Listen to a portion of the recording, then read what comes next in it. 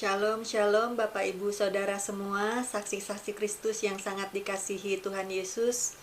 Kami senantiasa mendoakan kiranya saudara semua sehat selalu dan baik-baik saja di dalam segala sesuatu. Tuhan Yesus memberkati saudara semua.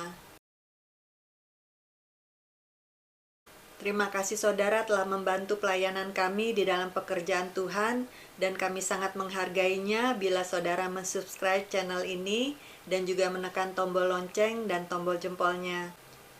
Hari ini saya akan bersaksi di mana Tuhan memperingatkan kepada kita bahwa kita jangan takut dengan tsunami.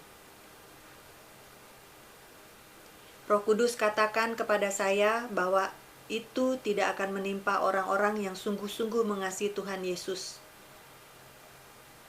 Itu hanya ditujukan kepada orang-orang fasik yang tidak mau bertobat dan yang tidak mau percaya kepada Tuhan Yesus, dan juga ditujukan kepada mereka yang menindas atau membinasakan bait Allah atau gereja Tuhan.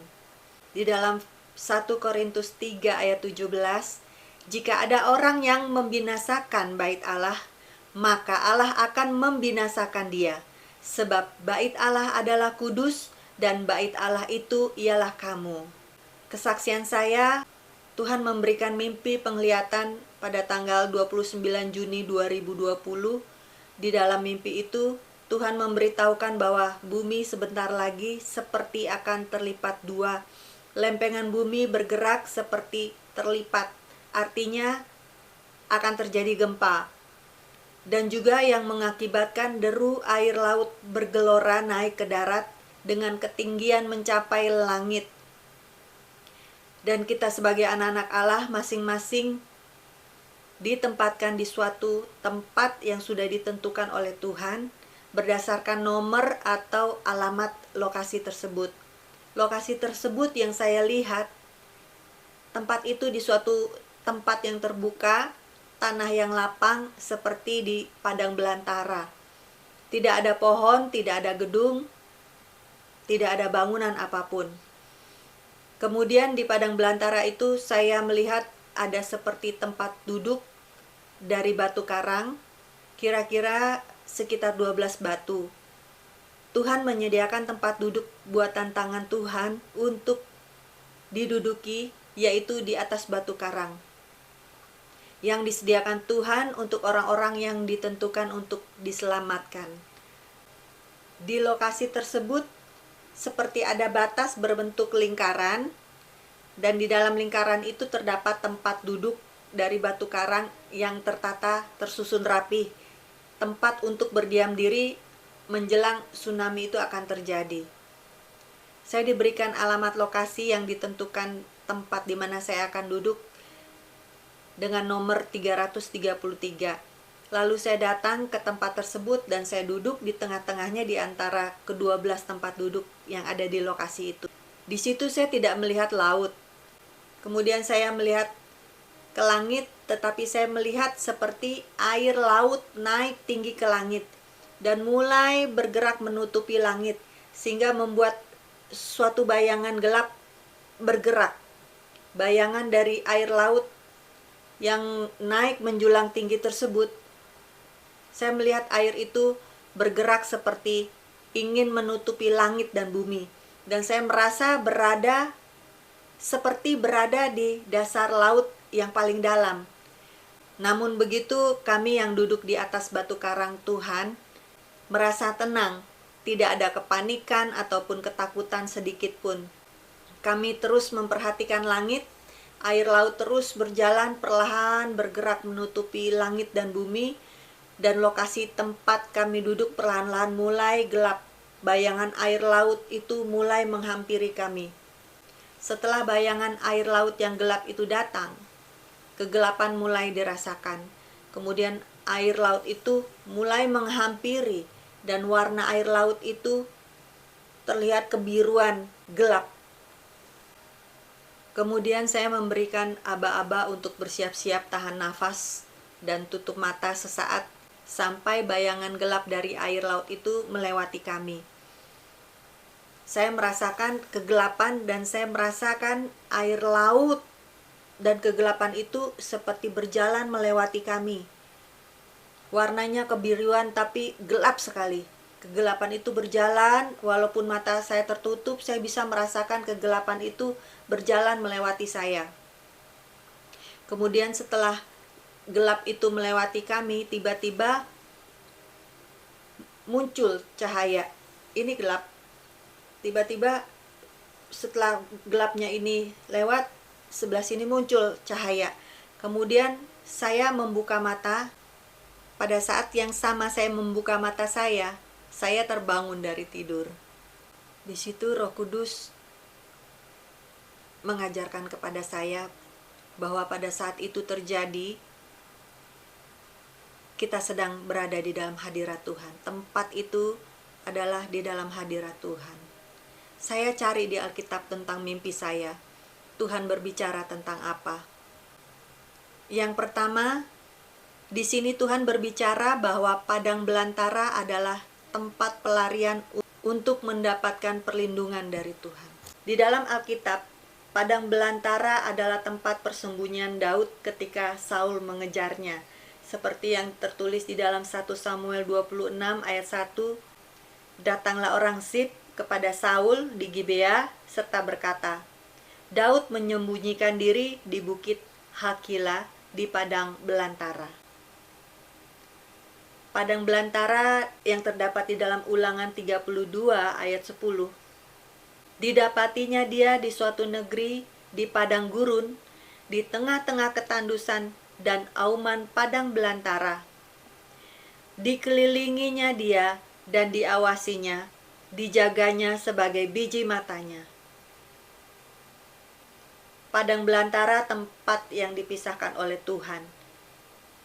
Dijauhkan dari kehidupan perkotaan, artinya dijauhkan dari kehidupan duniawi. Yang kedua, di sini Tuhan berbicara mengenai nomor lokasi yang saya dapatkan adalah nomor 333. 333. Roh Kudus meneguhkan saya di dalam Yeremia 33 ayat 3. Tertulis di situ, berserulah kepadaku, maka aku akan menjawab engkau, dan akan memberitahukan kepadamu hal-hal yang besar yang tidak terpahami, yakni hal-hal yang tidak kau ketahui. Kemudian yang ketiga, di sini Tuhan berbicara mengenai batu karang. Di dalam Matius 16 ayat 18, dan aku berkata kepadamu, engkau adalah Petrus, dan di atas batu karang ini aku akan mendirikan jemaatku, dan alam maut tidak akan menguasainya. Tuhan Yesus katakan kepada Petrus bahwa di atas batu karang ini Tuhan akan mendirikan jemaatnya, dan alam maut tidak akan menguasainya. Tuhan berbicara tentang batu karang, yaitu bahwa kita hidup di dalam Tuhan Yesus, di dalam kebenaran firman Tuhan, artinya mendengarkan dan melakukan firman Tuhan. Dan janji Tuhan bahwa alam maut tidak akan menguasainya. Kita akan dijauhkan dari maut. 1 Korintus 10 ayat 3-4. Mereka semua makan makanan rohani yang sama, dan mereka semua minum minuman rohani yang sama. Sebab mereka minum dari batu karang rohani yang mengikuti mereka, dan batu karang itu ialah Kristus. Amin, amin. Kemudian kita baca di dalam Lukas 6 ayat 47-49. Setiap orang yang datang kepadaku dan mendengarkan perkataanku serta melakukannya, aku akan menyatakan kepadamu dengan siapa ia dapat disamakan. Ia sama dengan seorang yang mendirikan rumah. Orang itu menggali dalam-dalam dan meletakkan dasarnya di atas batu. Ketika datang air bah dan banjir melanda rumah itu tidak dapat digoyahkan, karena rumah itu kokoh dibangun. Akan tetapi, barang siapa mendengar perkataanku, tetapi tidak melakukannya, ia sama dengan seorang yang mendirikan rumah di atas tanah tanpa dasar. Ketika banjir melandanya, rumah itu segera rubuh dan hebatlah kerusakannya. Amin. Jadi saudara, artinya duduk di atas batu karang, mendirikan rumah di atas batu karang. Di atas batu karang rumah itu tidak dapat digoyahkan dan rumah itu kokoh dibangun. Artinya kita tidak akan tergoyahkan. Diri kita adalah rumah Tuhan, rumah doa bagi segala bangsa. Di 1 Korintus 3 ayat 17, bait Allah adalah kudus dan bait Allah itu ialah kamu. Kalau Tuhan perintahkan untuk tekun menantikan Tuhan, maka kita harus menantikan Tuhan. Kalau Tuhan perintahkan kita untuk mengampuni, maka kita harus mengampuni. Kalau Tuhan perintahkan kita untuk mengasihi musuh kita, maka kita harus mengasihi musuh kita. Di dalam Ayub 7 ayat 17 sampai 18, apakah gerangan manusia sehingga dia kau anggap agung dan kau perhatikan, dan kau datangi setiap pagi, dan kau uji setiap saat. Firman Tuhan katakan setiap hari kita diuji. Makanya jangan heran kalau ada yang menyakiti hati kita, ada yang menghina kita, atau apapun itu. Tujuannya adalah agar kita menjadi pelaku firman untuk bisa mengasihi musuh kita. Kalau kita menjadi pelaku firman, kita mau mengampuni dan mengasihi musuh kita, maka kita lulus dan menjadi emas yang tahan uji. Kita tidak akan bisa lulus tahan uji kalau hidup kita tidak dipimpin oleh Roh Kudus. Itulah sebabnya firman Tuhan katakan di dalam Mazmur 37 ayat 5, serahkanlah hidupmu kepada Tuhan dan percayalah kepadanya, dan Ia akan bertindak. Tuhan akan bertindak melalui Roh Kudus bekerja di dalam diri kita, yang memampukan kita untuk menjadikan pelaku firman, untuk bisa mengasihi musuh kita. Roh Kudus menolong kita untuk menjadi rendah hati dan lemah lembut, dan bisa menjadi seperti emas yang tahan uji. Haleluya.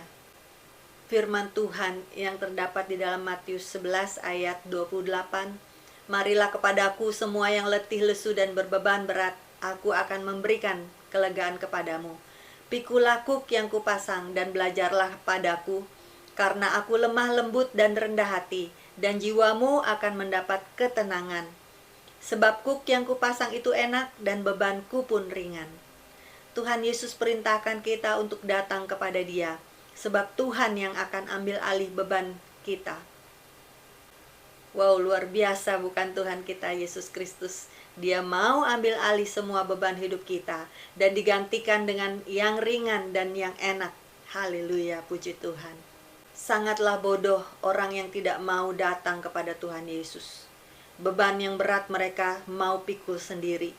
Saking merasa beratnya sampai ada yang gak tahan menanggung hidup ini, tidak tahu mau kemana, sampai akhirnya lari ke mabok-mabokan untuk bisa melupakan beban hidup, tetapi hanya sesaat dan malah merusak kesehatannya. Saking beratnya hidup ini, kasihan sekali mereka. Mereka harus mengenal Tuhan Yesus. Mari saudara, kita datang kepada Tuhan Yesus setiap hari. Dia menantikan kita datang setiap hari. Dia merindukan kita setiap hari. Dia ingin menyatakan cintanya kepada kita setiap hari. Tuhan Yesus mau mengangkat beban kita setiap hari. Tuhan Yesus mau memikul, menanggung beban kita setiap hari. Matius 6 ayat 34, sebab itu janganlah kamu khawatir akan hari besok, karena hari besok mempunyai kesusahannya sendiri. Kesusahan sehari cukuplah untuk sehari. Kisah Para Rasul 2 ayat 21, dan barang siapa yang berseru kepada nama Tuhan akan diselamatkan. Tuhan Yesus menghendaki kita datang setiap hari, sebab setiap hari punya kesusahannya sendiri. Oleh sebab itu kita harus datang setiap hari kepada Tuhan Yesus, berseru kepada Tuhan, agar beban kita hari ini Tuhan yang menanggungnya. Tuhan mengangkat beban kita, dan beban kita digantikan dengan yang ringan dan enak. Wow, luar biasa Tuhan Yesus. Tuhan Yesus perintahkan agar kita belajar untuk menjadi rendah hati dan lemah lembut. Saudara, semua yang Tuhan perintahkan kepada kita adalah demi keselamatan hidup kita. Tuhan menghendaki agar kita semua selamat, tidak tertimpa murka dan penghukuman Tuhan.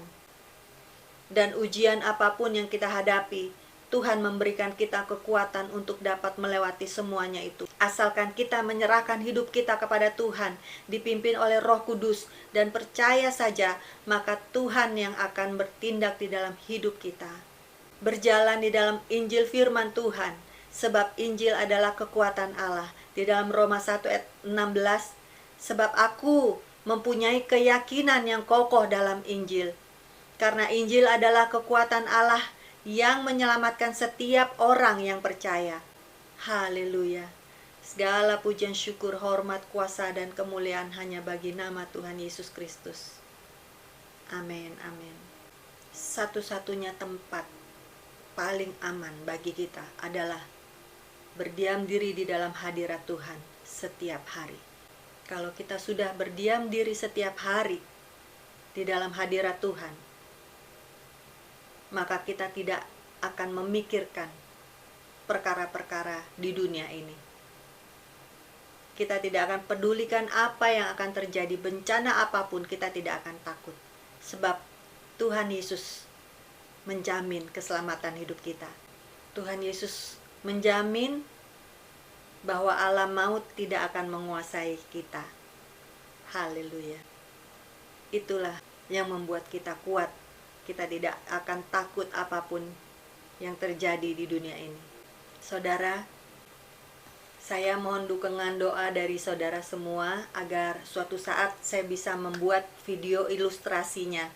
Bila Tuhan berkenan, saya akan belajar mengedit video agar bisa membuat video ilustrasinya berupa cuplikan-cuplikan film dan lain-lain sebagainya. Terima kasih saudara atas dukungan saudara semua. Terima kasih telah menyaksikan kesaksian ini. Saudara bisa men-share video ini agar semua orang dapat diberkati dan kiranya hanya nama Tuhan saja yang ditinggikan di dalam hidup kita. Kiranya dapat menguatkan iman kita semua, kiranya dapat membangun kesatuan tubuh Kristus, dan kiranya dapat menjadi berkat bagi semua orang.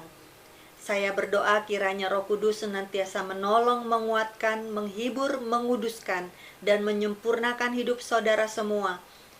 Hidup kudus, tak bercacat dan tak bercela sampai kita semua diangkat rapture menyongsong Tuhan Yesus dalam awan-awan di angkasa. Maranatha. Tuhan Yesus memberkati. Immanuel. Shalom.